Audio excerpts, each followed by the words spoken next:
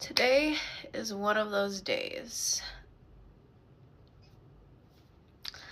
I am a lot in debt.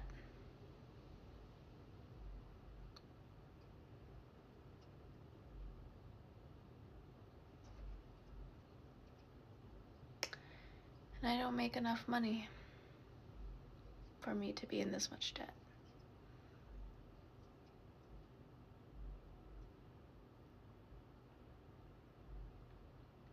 I was never taught financial responsibility, and at 25, I accumulated $12,000 in credit card debt. And now at 27, I'm completely credit card debt free, and my credit score went up 200 points. So here's everything I've learned along the way that wasn't taught to me as a child, and I had to learn when I put myself in this hole. So number one, credit cards are a resource. You should not be using a credit card unless you have that money in your account to pay it off every single month.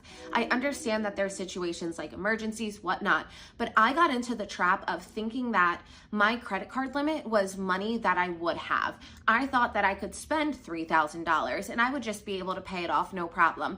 Once you start racking up those numbers, you're only paying off the minimum and you're accruing interest. You are going to put yourself deeper and deeper into that hole. However, I look at credit cards as my resource because I use Capital One. It's one of my favorite credit cards right now, where I use my credit card for certain spendings and I earn back points through traveling, through Capital One shopping, but now I'm sure to pay that off. If you are struggling with debt, I highly suggest that you lock your credit card so you're unable to spend on it. I locked my cards, I stopped spending on them, and I focused on the avalanche method, which is my next tip.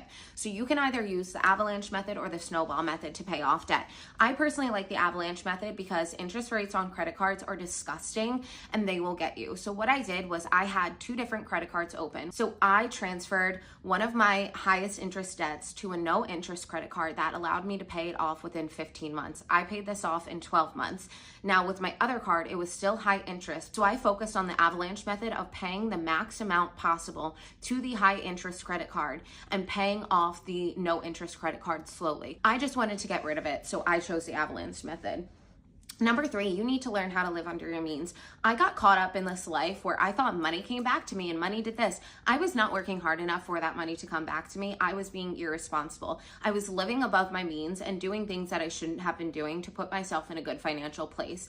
When you have credit card debt, you need to revert back to living under your means and paying off as much as you can. So I learned to be a minimalist. I stopped the overconsumption. I would use products all the way until they were empty. I wouldn't have multiple of the same makeup products. I wouldn't go out and buy clothes for an event. I was wearing the same clothes I had, and I took like a year off shopping. I did not shop for anything. I lived so below my means because my priority was to pay off this credit card debt. That is so hard in the era of overconsumption.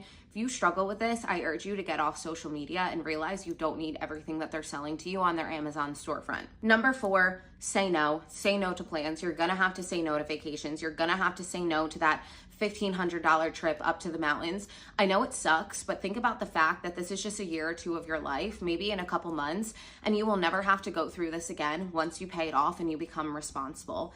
Now, with that being said, one of the things that I tried to do in the beginning of paying this off was work on savings at the same time I was paying off my debt. I don't recommend you do that.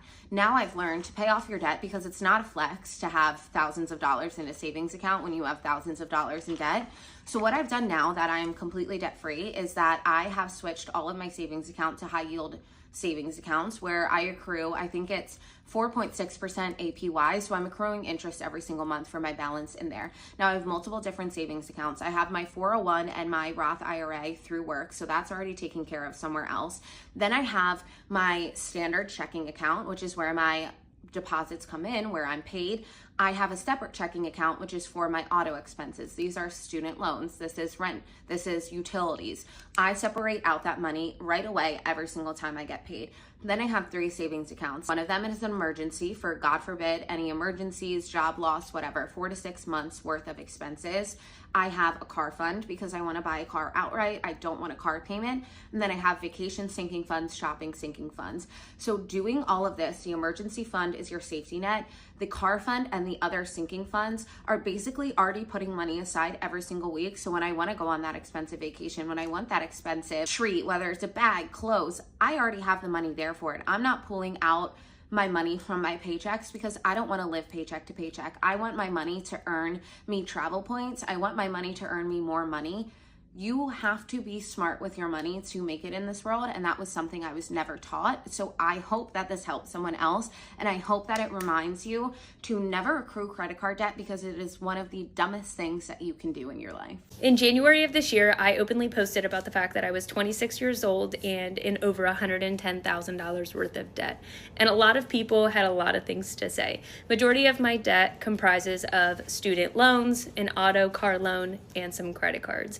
I want to give you guys kind of an update as the year is coming close to an end because a lot of things have changed. When I originally posted back in January, I was in $110,938.83 worth of debt. Thanks to the Creator Fund and the fact the video itself reached over 6 million views, I was actually able to pay a credit card off solely based on earnings I made through TikTok. That was in March, which the total was $1,599.71. After paying down one of the 3 credit cards that I had, I decided to tackle my student loan problem because, as many of you may know, I had 5 separate Sallie Mae loans with interest rates ranging between 9 and 18%. I was lucky enough to get a loan through LendKey, and I was able to refinance all of my Sallie Mae loans for 8%. And yes, to a lot of people that may seem like a lot, but to me it makes all the difference considering one of my loans with Sallie Mae was literally 18%. I refinanced my loans somewhere around July or August timeframe, and now that we are in October, I'm very happy to report I paid off the last 2 credit cards that I had.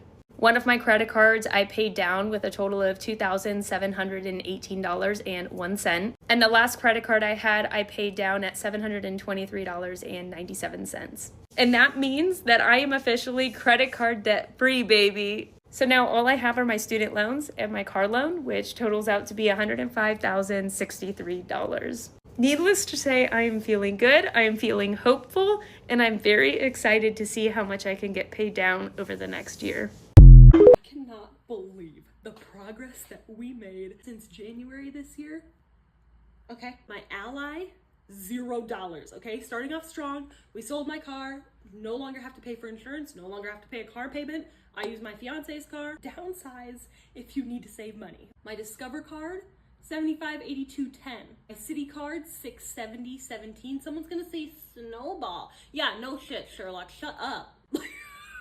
Why do people always think you haven't thought of things? Like, that's the plan, honey bun. My Snap Finance loan, which was $200 a month and was killing me in the interest rate, is now at $0, okay? That was the snowball we were working on. My first Upstart loan down to $14.11. My second Upstart loan down to $78.74.69. So significant progress there from the start of the year. Amex, my baby girl, she's down to $76.55.33. We're on the financial hardship program for that, so her interest rate, so sliced. I love that for me. My 2024 taxes are at $2,100. And then Nelnet, here's the real killer. Don't go to school, kids. Just kidding. Go to school, but just be smarter than me about it.